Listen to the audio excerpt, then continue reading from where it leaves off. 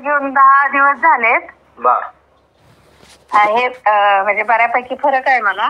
पण फक्त जरा गोळ्यांना उशीर म्हणजे औषधं घ्यायला झालं की स्टिफनेस जरा बोटांना येतोय. म्हणजे कडकपणा यायला का काय व्हायला? कडकपणा, हा, गुडघ्यांना आणि बोटांना. म्हणजे मला भीती काय आहे की म्हणजे बोटात होमिओपॅथी मध्ये माझी ऍलोपॅथी मध्ये काय झालं नव्हतं, पण होमिओपॅथी मध्ये वर्षभरात माझी बोट 2-3 वाकडी झाली, दोन्ही बोटाची 2-2. मग ते आता करंगळीचं पण जरा सूज येते आणि व्हायला लागले, म्हणून म्हटलं तसं हे होणार नाही ना, वाकडी वगैरे होणार नाहीत ना. हे बघा, एक महत्वाची गोष्ट सांगतो, ही तुम्हाला दिलेलं पाठवलेलं सगळे टॉनिक आहेत. हा. हे फूड सप्लिमेंट आहे, पूरक आहार ज्याला म्हणू आपण.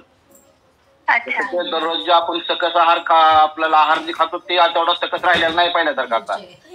आता ते त्याच्यामुळे सगळ्या गोष्टी बऱ्याच आजारात थैमान आहे. त्यामुळे आता तुम्हाला जे दिलेलं आहे सगळं जडीबुटी दिलेली आहे, टॉनिक आहेत सगळे. त्यांना झालेला परिणाम चांगला होईल. दिवस प्रत्येक व्यक्तीला कमी जास्त लागतील. ह्याच्या वाईट काय होणार नाही एवढी गॅरंटी तुम्हाला देतो. आणि तुमचे बाकी सगळे आजार नीट होतील. मी सांगतो तर कोर्स कमी करू नका. आता तुम्हाला किती दिवसात फरक पडलाय औषधात आपल्या? फरक पडलाय की, म्हणजे बऱ्यापैकी फरक पडलाय मला. किती दिवसात पडला? पण 4 दिवसात पडलाय की. 4 दिवसामध्ये चालू केल्यापासून. ठीक आहे, चालू केल्यापासून जर 4 दिवसात तुम्हाला फरक पडला तर बाकीच्या सगळ्या गोष्टी नीट होतील तुमच्या. फक्त सांगत तर मी औषधं कमी करू नका, फक्त कंटिन्युएशन करा. बर बर बर. आणि जे काय काढे वगैरे सांगितले ते करा. आणि ते जे बोटाला जे आकडून आलेले आहे त्याला तुम्हाला ते तेल काय लावायचे दिलेत का मी? हो, दिलेत की. तेल. हा, ते 3 प्रकारची तेल हे करा. आणि ते काढाची बनवून सांगितलं तुम्हाला हे करायला पहिला.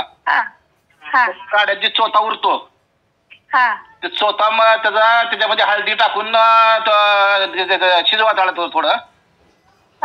आणि ते चोथा ह्या बोटाला लावा. जे का बोट आखडलेले आहेत का त्याला ती लावून वाटलं असं त्याला पट्टी बांधा थोड्या वेळ. त्याचा अंश त्याच्यामध्ये उतरण्यासाठी.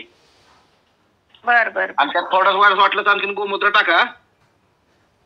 गोमूत्र ते शिजवताना टाका. गोमूत्र आणि कडुलिंबाचा पाला. अच्छा. बघ आपल्या ह्याच्यामध्ये काड्यामध्ये कडुलिंबाचा पाला आहे ऑलरेडी.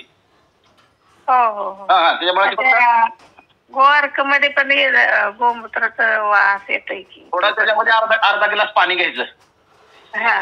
अर्धा ग्लास पाणी घ्यायचं आणि सगळे औषधं जी पातळ आहेत ते जेवणाच्या अगोदरचे त्यात मिक्स करायचे. त्याचा वास कमी होऊन जाईल. पाण्याचं प्रमाण थोडं वाढवायचं. कमी होऊन जाईल वास. आणि त्याचा गावरान मध जर असेल तर मध टाकून घ्या वाटलं त्यामध्ये. हो, पिते सगळे औषध पिते. त्याच्यात काय फक्त काढा काय होत नाहीये. तुला काढा घ्या. ते काढा आवश्यक आहे. औषधासोबत आणखीन तुम्हाला रिझल्ट चांगला मिळून जाईल. जो काढा सांगितला तो काढा बी चालू करा. ते काय होते, लिंब आणि पारिजातकच आहे आमच्याकडं. ते जांभूळ वगैरे काय नाहीये. बरं, ठीक आहे. जे आहे त्याचा घ्या बस. जे उपलब्ध आहे त्याचा घ्या बस. काय त्याचं एवढं हे करत नका. तुळशी आणि गिलोय करा. तुळशी गिलोयचा 1 तुकडा आणि अद्रकीचा 1 तुकडा. 1 बोट आकाराचा. आपण भाजीला जेवढा अद्रक टाकतो ना तेवढ्या हो काड्यामध्ये चिचून टाका त्यामध्ये. अद्रकीचा तुकडा आणि गुळवेलचा 1 कांडी घ्या.